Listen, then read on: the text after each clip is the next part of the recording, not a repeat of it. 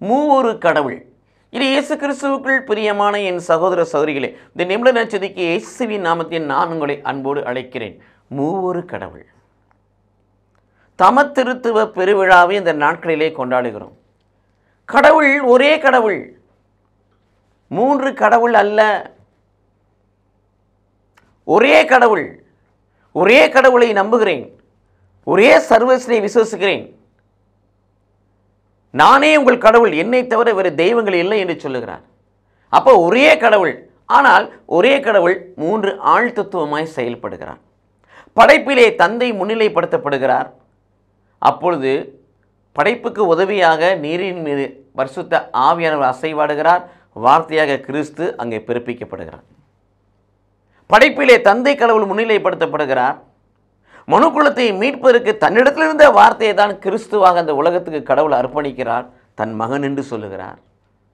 தனக்குள் இருக்கிற ஆவியை தான் அந்த பிரபஞ்சத்தை பாதுகாக்கும் பொருட்டு பரிசுத்த ஆவியானவராக எல்லோருமேலும் பொழியப்பட்டிருக்கிறார், பொழிய செய்திருக்கிறார். இது என்ன ஒரு பிரச்சனைனா,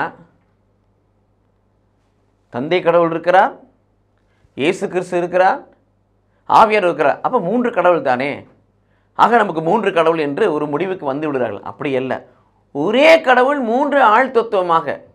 தந்தை கடவுள், தந்தை கடவுளத்தில் வந்த வார்த்தையாகிய அந்த வார்த்தை என்னவாய் மாறுகிறது? ஏன்னா ஆதியிலே வார்த்தை இருந்தார், அவர் கடவுளும் இருந்தார், கடவுளுமாய் இருந்தார் என்று யோவான் 1:1 வாசிக்கிறோம். அப்போ அந்த வார்த்தை தான் கிறிஸ்துவாய் மாறுகிறார். அவருக்குள் இந்த ஆவி தான் ஆவியானவராய் மாறுகிறார். மூவரும் சமம், மூவரும் கடவுள். ஒரே கடவுள் மூன்று ஆழ்தத்துவத்தில். என்னன்னா, வார்த்தையாக வந்த கிறிஸ்து இன்னும் கிறிஸ்துவாகவே இருக்கிறார். வார்த்தையாக தந்தைக்குள் போகவில்லை. ஆவியானவராய் வந்த ஆவியானவராய் பிரபஞ்சம் முழுவதும் தன் பணியை செய்து கொண்டிருக்கிறார். ஆவியாக தந்தையிடத்தில் செல்லவில்லை. ஆகவே நம்ம பார்ப்பதற்கு மூன்று கடவுள் இருப்பது போல இருக்கும். ஒரே கடவுள் மூன்று ஆழ்தத்துவமாக செயல்படுகிறார்கள். மூன்றில் ஒருவர், மூவொரு கடவுள் என்பதை விசுவசிப்போம்.